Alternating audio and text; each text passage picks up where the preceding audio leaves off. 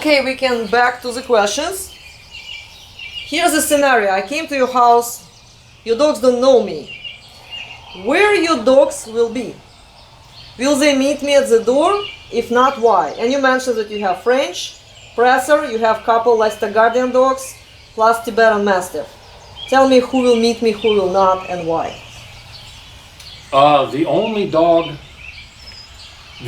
I am really okay meeting everybody is my French Bulldog. Okay. And the reason I say that is the other dogs, they all have a purpose. They're all the big furry dogs. They're my outside guardians. They're the ones that are there to let me know if strange people are coming up, if coyotes are around or whatever, and if they're constantly shown that new people are okay, they're gonna just accept every human being, and I'm never gonna know.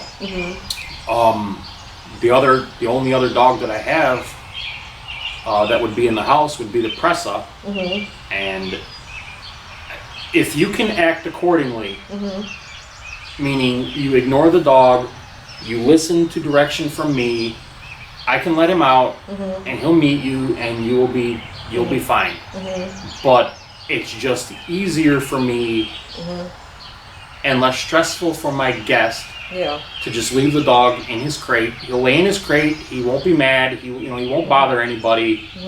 But he's a large dog. He's large for the breed. Pressas aren't small. He's large for the breed, and he's a very commanding. He commands respect. He owns the ground he walks on. And it's very unnerving for people. And it's just easier when you have a dog like that. It's part of management. It's easier on the person. It's easier on the dog if you just separate them. And if I have somebody coming to my house, I'm not a very sure about person. No. If I have people coming to the house, I'm very, very comfortable with them. I am not the most people-oriented person out there, so I don't have a bunch of guests come over. So if you've reached that point in my life where you're a guest, then I'm very comfortable with you. And I don't want it to be uncomfortable for you coming to my house. What if it's a plumber? Dog. What if it's a plumber? What will you hide?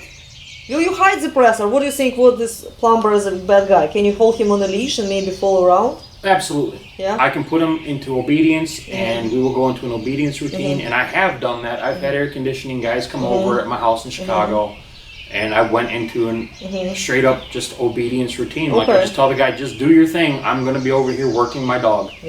And the guy, you can see that the worker was a bit uncomfortable.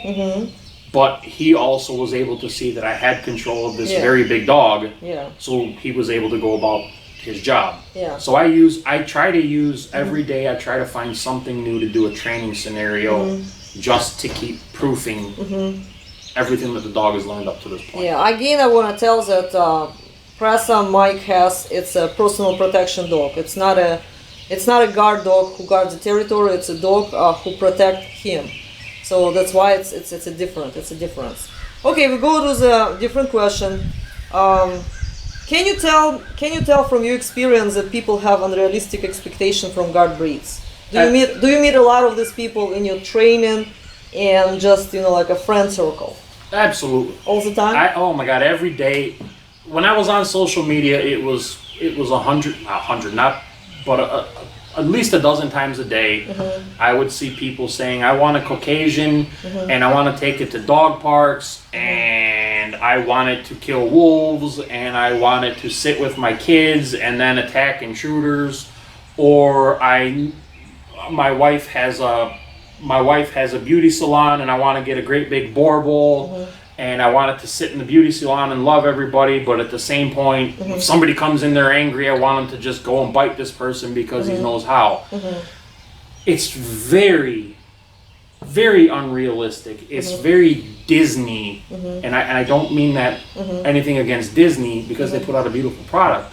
But fairy tale. It's very fairy tale. It's very, again, it's very romantic and very idealistic that the dog just knows it. He's just born with it, and he knows it, and he knows right from wrong. No, it takes years and years of special work. dog. And it takes for a dog to be able to flip the switch like that, on and off and on and off like that. It's a very special animal. Yeah. And they're so valuable to the trainer, to the breeder. You're never going to get your hands on them. Yeah. And if you do, they try to buy the dog back.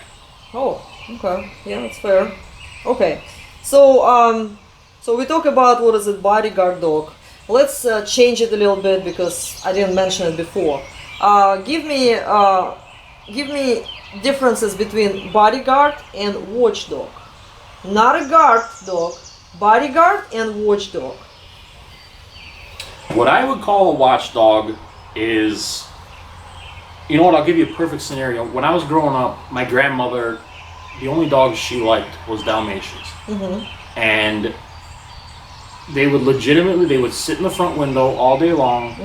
Anything went down the street, they were barking and letting you know, hey, something's here. Yeah. But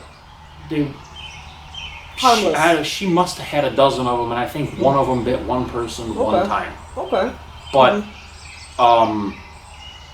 another example of that is in Brazil, they have the fila. Everybody knows what a fila brasileiro is. Yeah. But what they don't know is they keep a little terrier with the fila, because a fila will sleep through a bomb going off. Oh. But the terrier wakes up, gets barking, wakes the big angry dog up, and the big dog goes and does what it does. So the little dog, the little barking, yapping little thing, that's your little watchdog. Yeah. That's that's your doorbell. That's your, hey, everybody's here. So then the big dog's coming. Oh, that's interesting. That's what I call a little watchdog. Can you say that most people really need a watchdog? That's all in all actuality, that's all they really want, but they don't know that that's all they really want. They don't know the amount of responsibility that comes with a dog that protect will bite. you. Yeah, who protects you. They just don't know it. Okay, the next question is, I constantly hear a popular myth that livestock guard breeds should not be human aggressive. And we just discussed book of Farida Balkonova, where it's repeated many times at many pages, and Farida is a respectful person in countries of Soviet Union, ex-Soviet Union, and so people trusted what she says. So Farida says that livestock guardian dogs should never bite a human. They only should attack predators like coyotes, wolves, but to be friendly to all humans. What you can tell about this saying? And where you think it came from? I don't agree with it because, I mean, let's be realistic. People steal. I'm more worried if I'm a shepherd on the side of a mountain. Yeah. I'm more worried about my starving, hungry neighbor trying to steal my livestock than some wolf that can go chase deer or scavenge a kill from something. Yeah. So why would I have a guardian dog that doesn't have guardian instincts towards people? It doesn't make sense to me. Why would I have a livestock guardian dog? The whole purpose is livestock guardian. It doesn't matter what it's guarding it against, it's guarding it. Yes. And if it becomes from person, from predator, from whatever, I want my dog to guard the livestock. So where it came from? Why people start saying it, and even like Farida promoting it that dog should love people? Where it came from? I don't know exactly where it come from, but I'm pretty sure that America had something to do with it because we are a very litigious society, meaning we sue over everything. Yeah. And I mean, I can't tell you how many conversations you and I have had about trying to place livestock guardian puppies with people that have, wolf or mountain lion issues, but then want people to be okay, like the dogs, to accept new people. Yeah. There's a saying in the livestock dog community here in America, it's like taking a lamb from a pier because they don't have any guardian left in them. Yeah. And how many people now out west are losing livestock guardian dogs to these fanatical rescues that are taking dogs that are working, just come up and take the dog and put them in a rescue and adopt them out, or take them and put them down. Yeah, we saw this wandering, fluffy Great Pyrenees. We called him and we saved him. Yeah, he was out there. He was out there potentially keeping a rancher's entire flock safe. And now not only did you remove the dog from his job, you took money and food out of the rancher's mouth because the dog lost its guardian instincts. So it's a nonsense, and it's just nonsense. It's no reason even to discuss it. It should not be this way. Livestock guardian dog should be leery of strangers. Absolutely. Should Leery love of their strangers. people. Yes. Leery. Maybe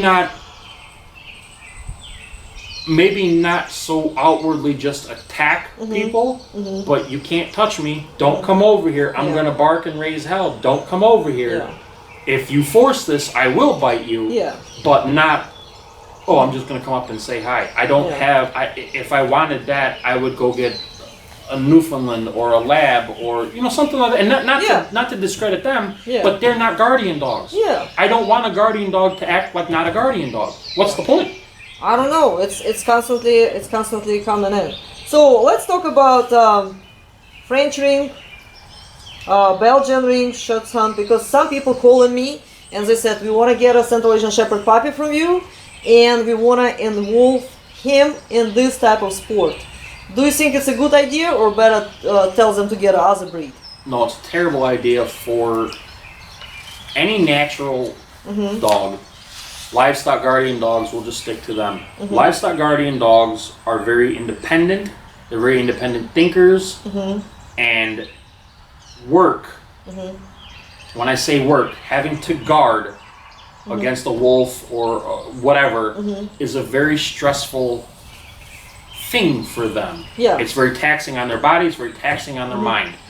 They're not a dog that's going to enjoy 58 reps on a bite sleeve, excuse me, because you want a calm, pushing grip. You will never get that out of an Ovcharka, out of these kinds of dogs, because A, it's stressful, B, it's very unnatural. Ovcharkas bite, shake it out, bite somewhere else, do damage, shake it out, bite somewhere else. They're trying to make the fight last as little time and sustain as little damage as possible while being as effective as possible. For a dog like a Central Asian, a Caucasian, a Tibetan Mastiff to sit there and be willing to do the same scenario 100 times, the dog is going to do it once, maybe twice, and say, this is nonsense, this is not working, my weapons aren't working, I'm done. Okay, what breed you would recommend for person who want to have a French ring, Schutzhund and everything? What I should tell to these people to be polite? There's breeds of dogs that are bred specifically for it. There's Belgian, family lines. all kinds of Belgian, Dutch right? Shepherd, Malinois, German Shepherds, Rottweilers, Beaucerons, Dobermans. You can giant Schnauzers, Bouviers. You know, these kind of, the Bull Terriers. These kind of dogs. They're made for repetition over. They like to get orders. They love it. Dogs like Central Asians, Caucasians. My Sharp Planinots, I tell him 3 obedience commands, and he's like, why? I don't need to do this anymore. He's just like, no, this is stupid. I'm gonna go lay down now. What advice you would give to person who is looking between Presser, Central Asian, and Caucasian? Like this person calling me and said, I am talking with the 3 breeders. What I should tell to this person? They need more experience with each, because in my experience, I have never ever put a Caucasian and a Presa Canario in the same group when it comes to things that I'm expecting or potential. I'm torn between these two because they're very, very different animals. They work in very different ways. Their minds work in very different ways. Really, the only way they're similar is because they're the same genus. They're dogs. That's where the similarity stops and between they're big. the two of them. They're large. They're large, intimidating dogs. Great. They work completely different. They handle completely different. Their thresholds for everything is very different. And my experience, what I would say to somebody like this is you need more time with each breed because you haven't seen enough to know enough differences. Because I wouldn't have a Caucasian as a personal protection dog. That's my guard dog. I don't want a Presa as a guard dog. That's my personal dog. Like to me, that makes sense. To somebody that doesn't know or doesn't have experience or maybe has saw one of each. Okay, I can see where you're like, oh, this is great and this is great. I don't, but that also means you don't know enough. Yeah, so I need to tell people to get into deeper education of these 3 breeds. Absolutely. Yeah. Okay, that sounds good. Now, if somebody says, look, I'm torn between a Caucasian, a Central Asian, a Tibetan, then you can say, all right, you're in the right ballpark. Yeah. You have the general idea of what you're looking for. That's great. But I'm looking at a Tibetan Mastiff and a Poodle. No. Yeah. No, you need more help. You need more time with each. But they're both fluffy. Sure, they're both fluffy. Okay, we'll go to different question, and we will do a little bit of talking on genetics. Okay.